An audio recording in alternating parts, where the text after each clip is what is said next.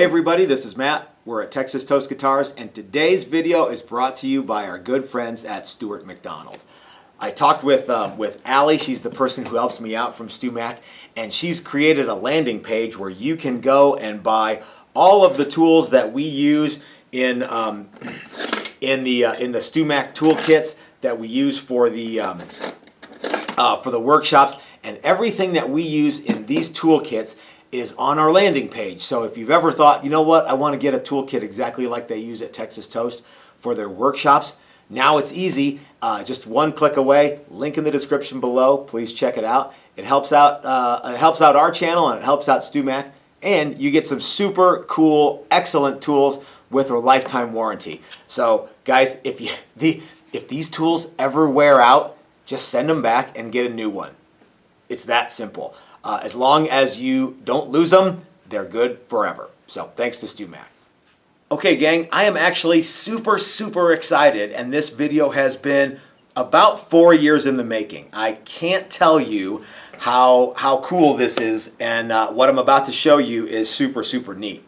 So if you've been watching my channel for a long time, you might remember a video I did, like I said, about 4 years ago. I think it's called "If You're So Smart, Tell StewMac to Make This." I'm going to leave a link to that video here or here or here or here. I don't know where it's going to go. But it is essentially something that makes life way easier if you're building a Les Paul style guitar. And I'm going to show you that tool here in a second. But first, a little bit of background. Gang, I've been building guitars since 1989, and but it wasn't until about 15 years ago that someone challenged me to build a replica Les Paul. Building a Les Paul is something that I think everybody should do. You guys should do it if you haven't done it already. And one of the things that stymied me the longest, and one of the things that I spent the most time on, was doing the inlay. Not that the inlay on a Les Paul is particularly tricky in shape or dimension or anything. The tricky part is it's got parallel lines that are parallels to the fret, and it's got curved lines that are also equidistant from the edges of the fretboard. Man, I can't tell you how many rosewood boards I ruined trying to get the inlay just exactly perfect. Inlay is something that I'm not a fan of, as you guys know. I don't like to put it on guitars. But if you're building a dead ringer for a Les Paul, you kind of got to have that trapezoid inlay. So I worked and I finally got it. But while I was working and ruining fretboards and getting angry and shouting obscenities, I started to scour the internet for ways to make it easier. And I came across a luthier named Rick McGuire. And Rick had this tool that I could see what it was in a picture, but he didn't offer it. And it was basically a small flexible shaft moto tool that was attached to a bushing base, and he had templates made that went into the bushing base. Now, this is nothing that is revolutionary in the tool world. Heck, if you go to Home Depot right now, you can get something very similar to do hinges on doors, let's say. It's a bushing guide for your router and an oversized template. They make lots of them for lots of things. But at the time, nothing like that existed like I wanted to do Les Paul inlay, except for what I saw on Rick McGuire's site. A little bit more about Rick. When I had the tool that I'm about to show you made, I asked Rick if it was okay. And he said, well, you know, there's really nothing I can do about it. I didn't copyright the idea. I didn't patent it, something like that. But I want to give a special shout out to Rick because he's the one who I got the idea from. Okay. Now, I don't know if Rick came up with the idea because he's so smart, or if he got the idea from somebody else. But the original idea that I got was from Rick McGuire. So what I did was I went to a machinist buddy of mine at the time, and I had him build me a router base for the StewMac tool. Now they still sell these. This is their like their moto, like an inlay jig kind of thing. Again, I'll leave a link to this tool. But what I wanted was I wanted it to go pull these screws off and be a plate that had a bushing guide on it. So there were two prototypes that that were made for me, and the first one was solid aluminum. And if you've seen the video, you remember it. And there's you can see the little, you can see the bushing guide right there. So what would happen, what you would do is you would take this base off and replace it with this base here, and you'd have a little bushing that would ride in a template. So then I had another one made that I thought would be a little more economical, and it was lucite or plastic with a brass bushing pressed in it. Same idea though. You can see here that the holes would just go. You would pull the base off of this guy and put this one on there, and then you'd have a bushing that would go around your template that was cut oversized, and you'd have to use a specific size cutter, and you could do Les Paul inlay perfect every time.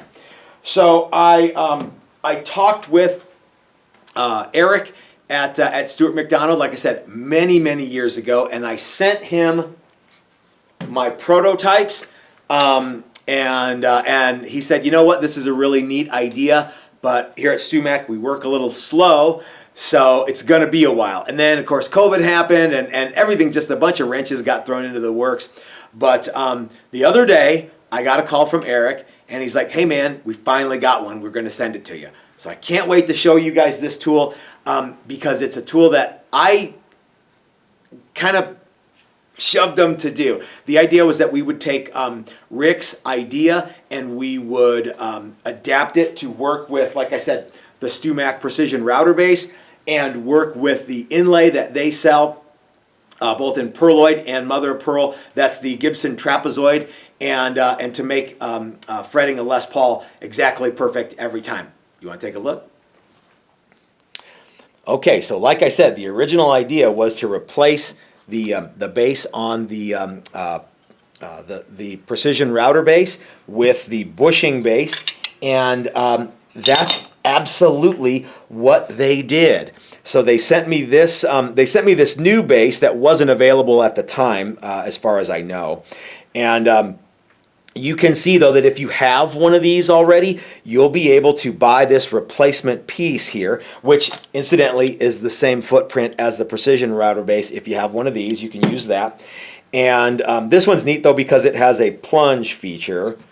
You have to loosen it up, but you have to be smarter than the tool. There we go. It has a plunge feature, which is pretty neat if you're working with inlay. And then check it out, guys.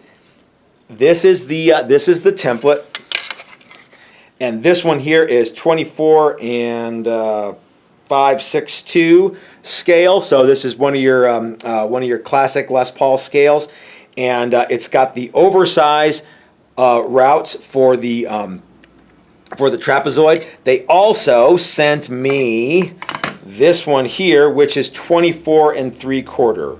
I can see it because it's right. It says right there.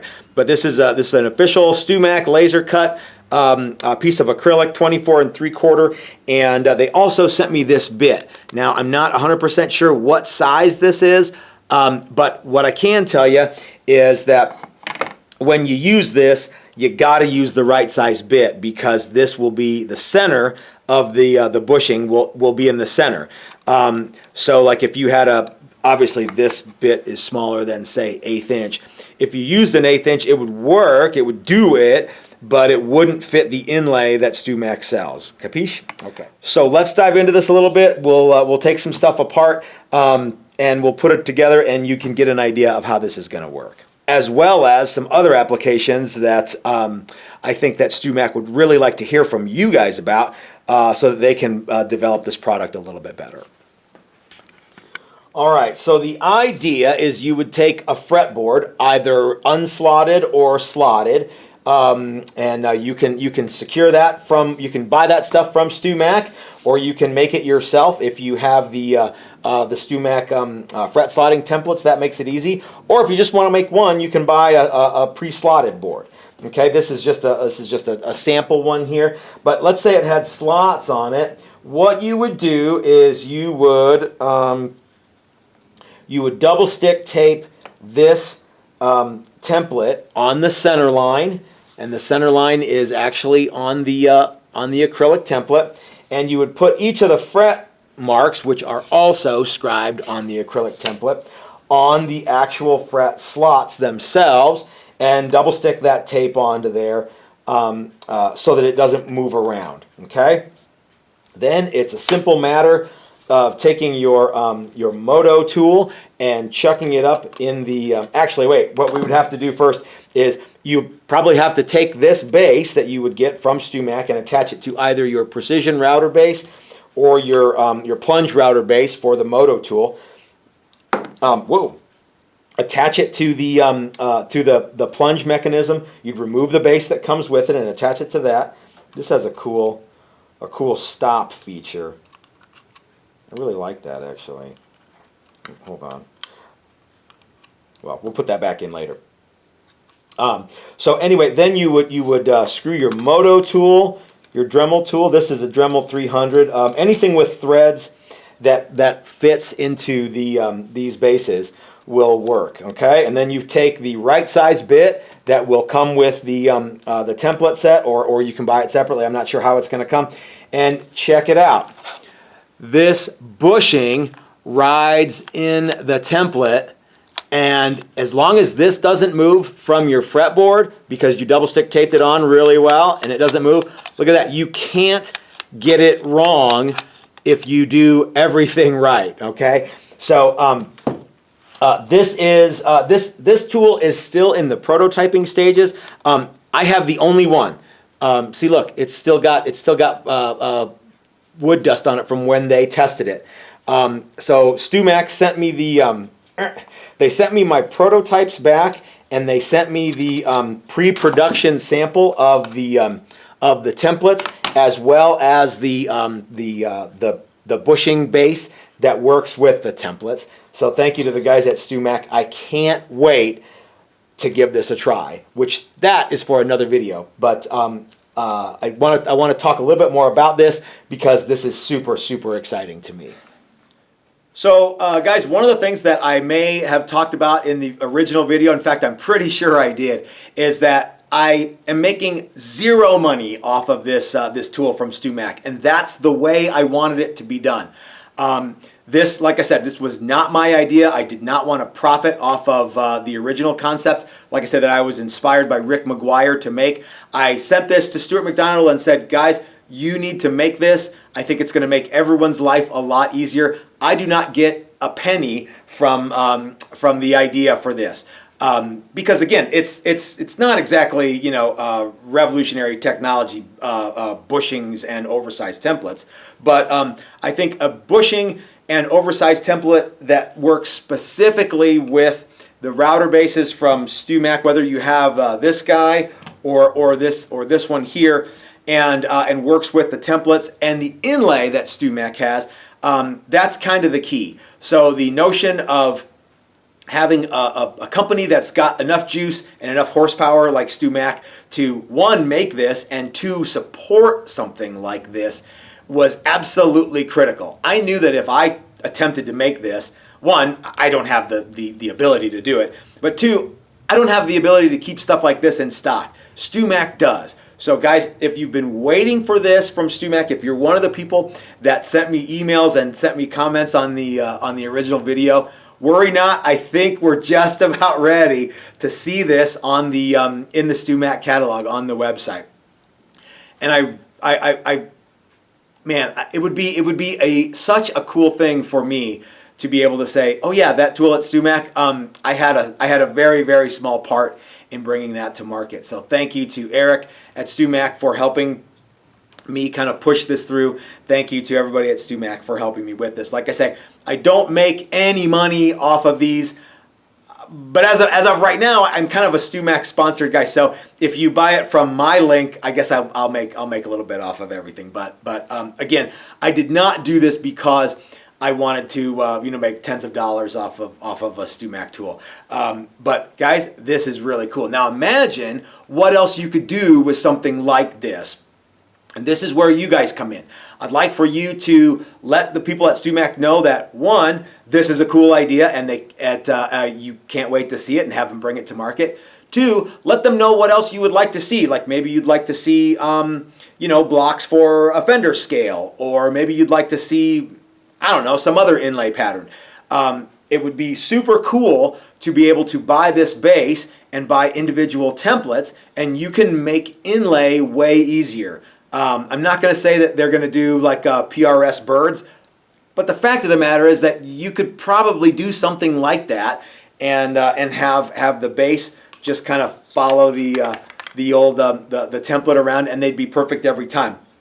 So for those of you who don't like CNC machines or don't have a CNC machine, this is a super, super cool thing, and I hope that you guys get this. I hope that you have fun making guitars, and when you're building your Les Paul or whatever it is that you're building, whatever scale it is that you're using, I hope that StewMac brings more stuff like this to market. So anyway, thanks to the people from StewMac. Thanks to you guys for watching. Thanks to Rick McGuire for inspiring me to come up with this idea so many years ago.